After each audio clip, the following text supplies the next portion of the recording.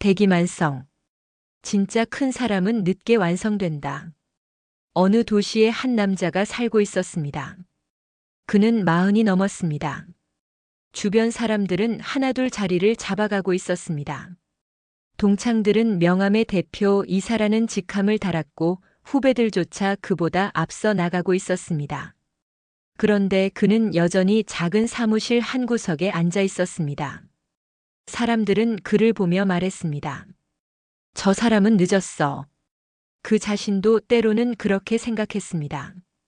오늘 이야기할 사자성어는 대기만성, 큰 그릇은 늦게 완성된다는 뜻입니다. 이 말은 노자의 도덕경 제41장에서 비롯되었습니다. 노자는 이렇게 적었습니다.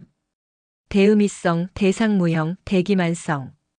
큰 소리는 잘 들리지 않고 큰 형상은 모습이 없으며 큰 그릇은 늦게 완성된다는 뜻입니다. 노자가 말한 큰 그릇은 무엇일까요? 그것은 단순히 크기를 말하는 게 아닙니다. 깊이를 말하는 겁니다. 급하게 빚어진 그릇은 쉽게 깨지지만 천천히 공들여 만든 그릇은 오래갑니다.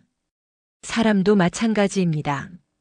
빠르게 완성되는 것과 깊게 완성되는 것, 우리는 어느 쪽을 선택해야 할까요? 한 남자의 이야기를 통해 그 답을 찾아가 보겠습니다. 그의 25은 실패로 시작되었습니다. 친구와 함께 작은 사업을 시작했습니다. 카페였습니다. 위치도 괜찮았고 인테리어도 정성껏 꾸몄습니다. 하지만 1년을 버티지 못했습니다. 손님은 적었고 빚은 늘어났습니다. 결국 문을 닫았습니다. 30살 그는 광고회사에 입사했습니다. 밤낮 없이 일했습니다. 기획서를 쓰고 클라이언트를 만나고 밤새 수정 작업을 했습니다. 하지만 승진에서는 번번이 밀렸습니다. 같은 해 입사한 동기는 팀장이 되었지만 그는 여전히 대리였습니다. 제 기획안이 부족한 건가요? 그는 상사에게 물었습니다. 상사는 고개를 저었습니다. 아니, 자네 기획은 좋아. 근데 말이야.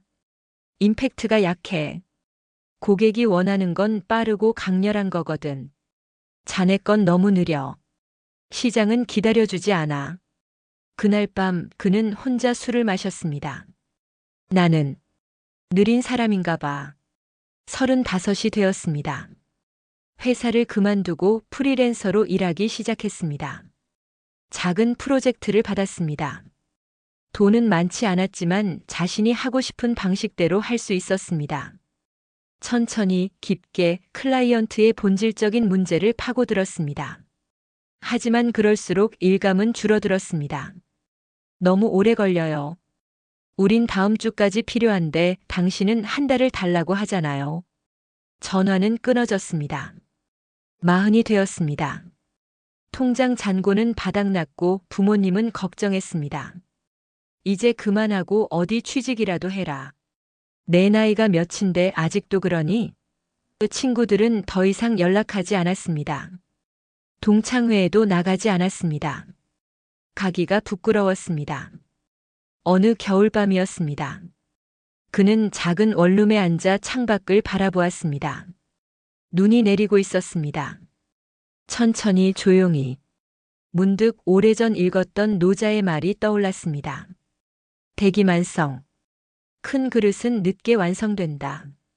나는 늦는 게 아니라 내 때가 아직 아닌 걸지도 몰라. 그는 포기하지 않기로 했습니다. 42살 봄이었습니다. 한 중견 기업에서 연락이 왔습니다.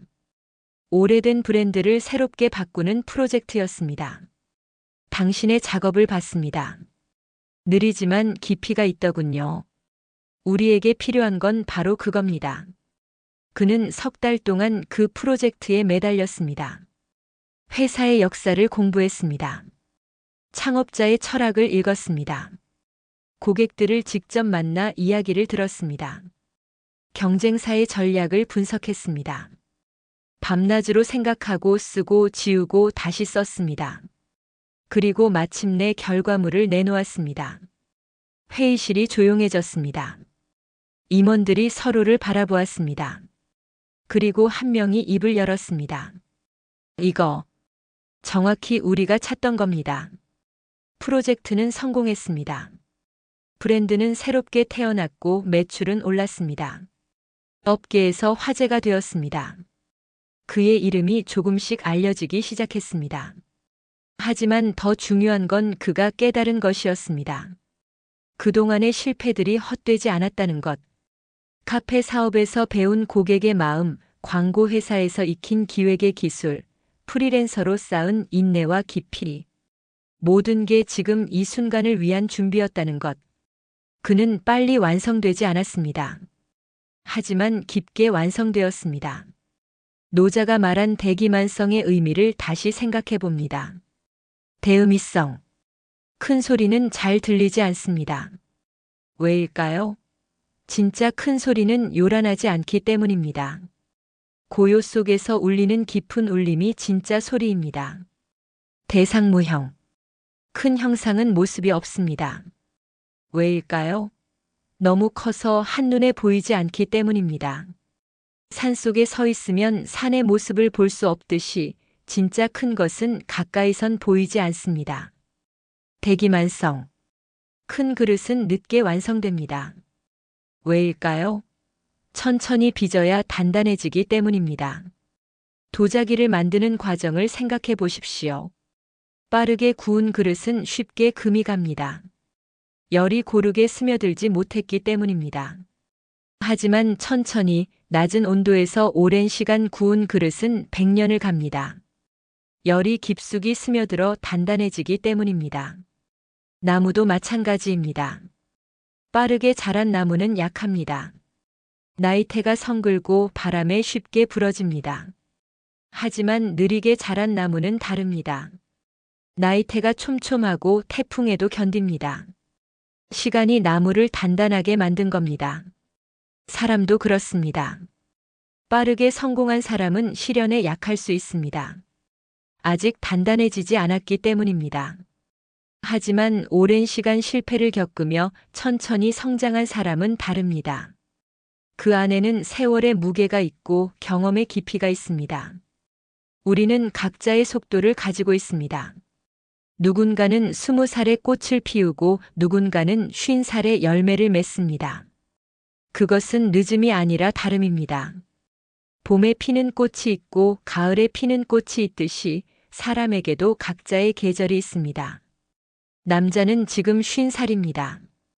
그는 더 이상 조급하지 않습니다. 자신의 속도로 걷고 자신의 방식으로 일합니다. 사람들은 그를 보며 말합니다.